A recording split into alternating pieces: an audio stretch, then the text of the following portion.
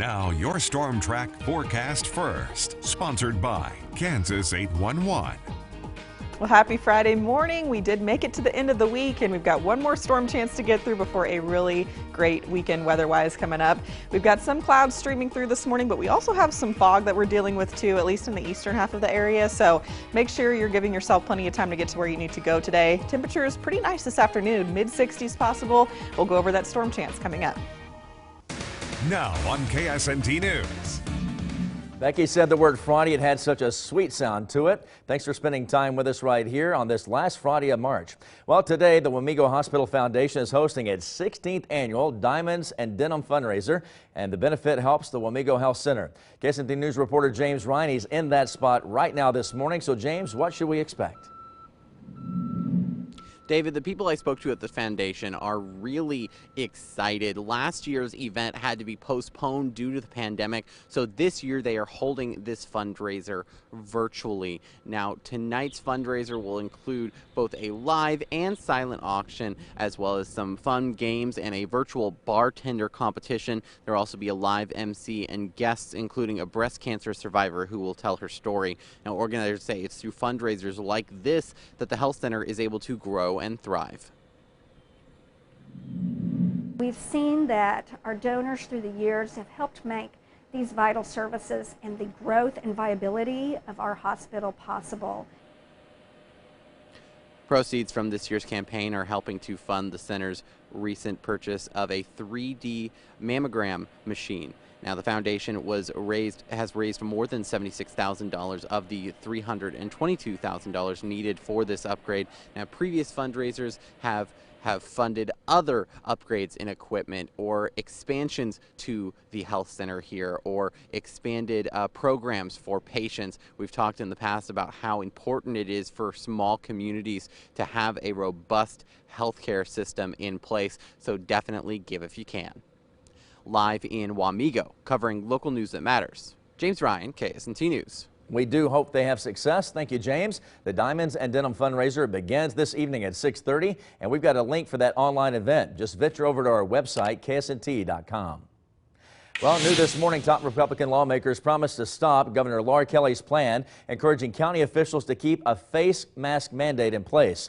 We're heading now to the Topeka skyline right now with a live view over the State House. That's where lawmakers argue that a statewide policy is unnecessary after a steep decline in coronavirus cases.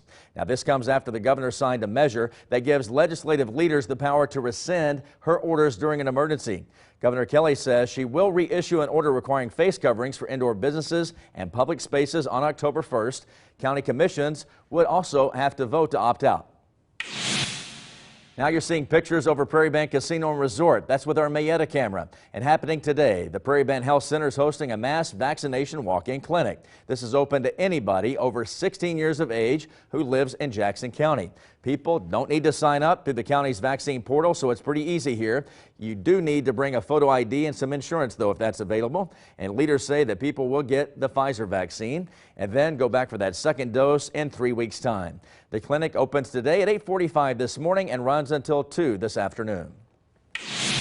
Now happening tomorrow, veterans in Junction City, well, they can receive their second dose of the COVID vaccine. Here's a live peek at Heritage Park in JC early this morning. The VA of Eastern Kansas says it's a follow-up clinic for vets who got their first dose back in late February.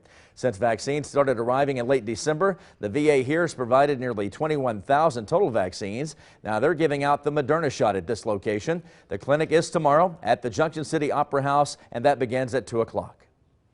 Area health officials are identifying a case of the new COVID variant, and this is new information. Douglas County says, well, the case is travel related, and it is the first in the area. A local health officer doesn't want people to let their guards down, though, to keep numbers and trends going down. She passes along the same message that we've been hearing from the very start: wear a mask, stay socially distant, and limit gatherings. The health officer says it's very important not to get complacent, even though more and more people are getting vaccinated.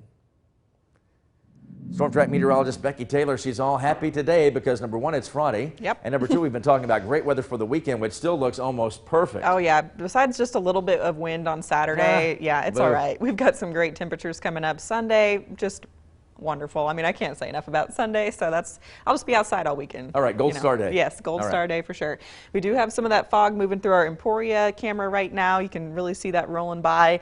We still have some pretty thick fog across portions of the area where we have some visibilities less than 1/4 of a mile in some spots, especially near Emporia, Burlington up towards Lawrence. Topeka, visibility here in the capital cities down to about 1/2 mile, and then we're at 2 miles in Manhattan. So you can see it does improve the further west that you get this morning. We do have this dense fog advisory in effect until 9 a.m. for our counties here shaded in gray, and that extends to the east just a little bit, includes the Kansas City metro, and then points to the south and east throughout southeastern Kansas. So quite a bit of fog around this morning. We will only be dealing with that for a few more hours. So we'll take a look at our future track for visibility starting this at 7 a.m.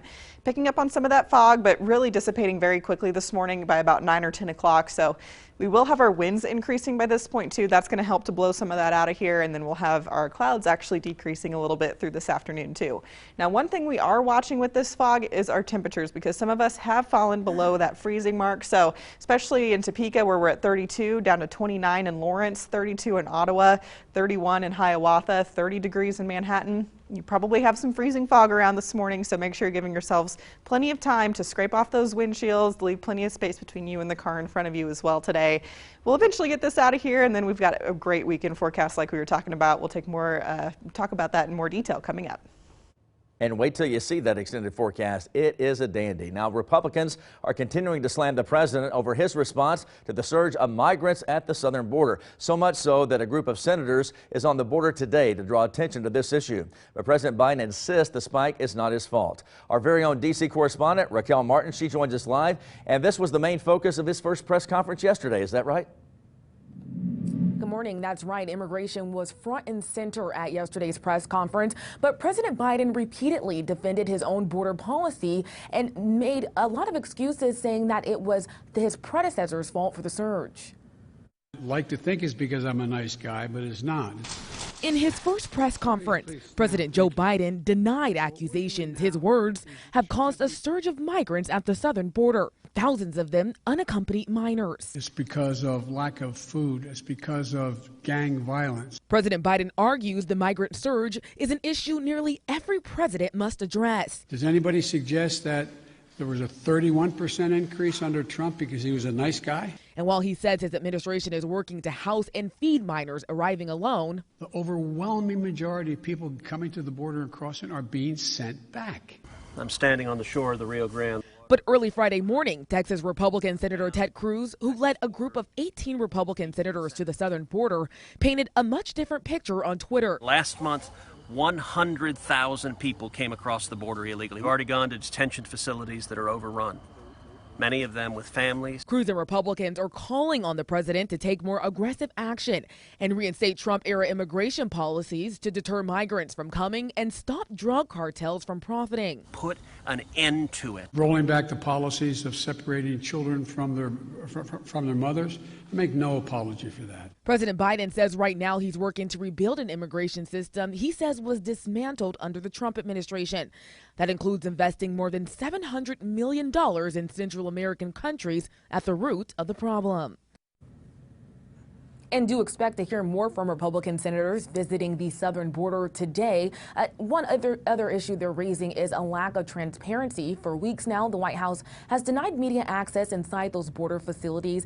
And we know that Republicans are saying this should not be the case. When asked about it yesterday, President Biden responded saying he doesn't know when things will change. For now in Washington, Raquel Martin, back to you.